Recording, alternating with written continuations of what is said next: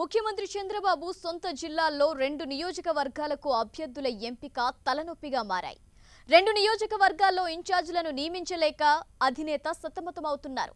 ఎక్కువ మంది నాయకులతో ఒక నియోజకవర్గం చికాకు పెడుతుంటే మరో నియోజకవర్గంలో కుటుంబ తగాదాను రాజకీయంగా పరిష్కరించడం ఇబ్బందికరంగా మారింది. ఇంతకీ చిత్తూరు జిల్లాల్లో ఆ 2 నియోజకవర్గాలేంటి?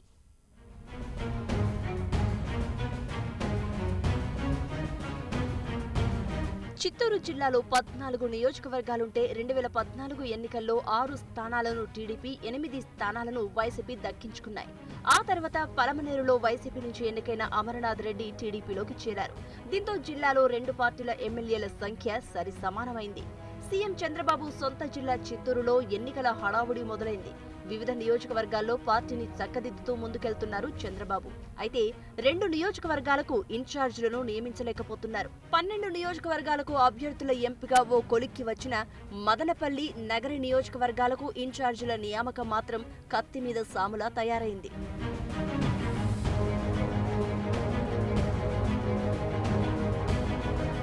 మదనపల్లెలో టికెట్ ఆశావహులు డజనుకు పైనే ఉన్నారు.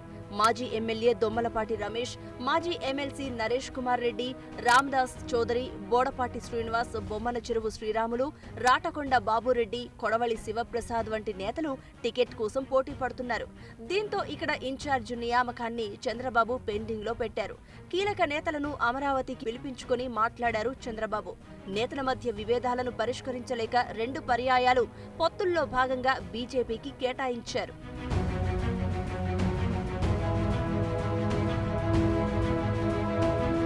అయితే ఈ ఎన్నికల్లో ఒంటరి పోరు ఖరారు కావడంతో అభ్యర్థి ఎంపిక అనివార్యంగా మారింది.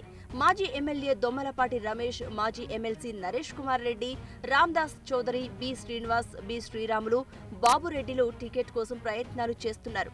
వీరిలో ఒకరికి టికెట్ ఇస్తే మరొకరు పని చేస్తారో లేదో తెలియని పరిస్థితి నెలకొంది.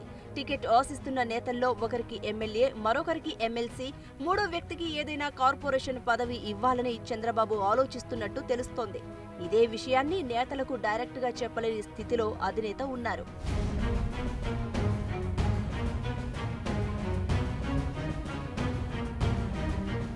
ఇక మరో నియోజకవర్గం నగరి. మాజీ మంత్రి గాలి ముద్దుకృష్ణమనాయుడు మృతితో నియోజకవర్గం పరిస్థితి అగమ్యగోచరంగా తయారైంది.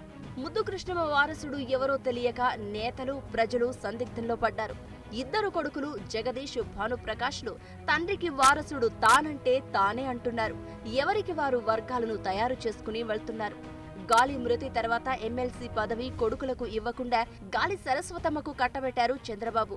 ఆ తర్వాతేనా వివాదం సద్దమణుగుతుంది అనుకుంటే అది జరగలేదు. దీంతో నగరి అభ్యర్థి ఎంపిక వ్యవహారం చంద్రబాబుకు చికాకు పుట్టిస్తోంది. జగదీష్, భానుప్రకాష్లను చంద్రబాబు హెచ్చరించినా ఇద్దరిలో మార్పు మాత్రం రాలేదు. మరోవైపు గాలి కుటుంబాన్ని కాదని మరో వ్యక్తిని ఇన్ఛార్జిగా నియమించలేని పరిస్థితి నెలకొంది.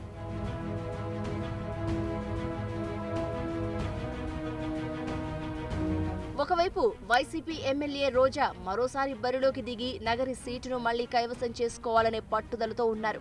అయితే రోజాను సమర్థవంతంగా ఢీకొట్టే అభ్యర్థి ఎంపిక చంద్రబాబుకు కష్టంగా మారింది. టీడీపీ నుంచి సిద్ధార్థ ఇంజనీరింగ్ కళాశాలల అధినేత అశోక్ రాజు నగరి టికెట్ ఆశిస్తున్నారు. ఆయనకు చంద్రబాబుకు సన్నిహిత సంబంధాలుండడమే కాకుండా వ్యక్తిగత కార్యదర్శిగా పనిచేశారు. ఆఖరి నిమిషంలో అయినా నగరి టికెట్ కేటాయిస్తారన్న ఆశతో ఉన్నారు అశోక్ రాజు. పరిస్థితి ఇలాగే కొనసాగితే మొదటికి మోసం వస్తుందన్న టెన్షన్ అధినేతను వెంటాడుతోంది. మొత్తం మీద 2 నియోజకవర్గాల అభ్యర్థుల ఎంపిక కొలిక్కి రావాలంటే మరికొంత సమయం పట్టే అవకాశం ఉంది.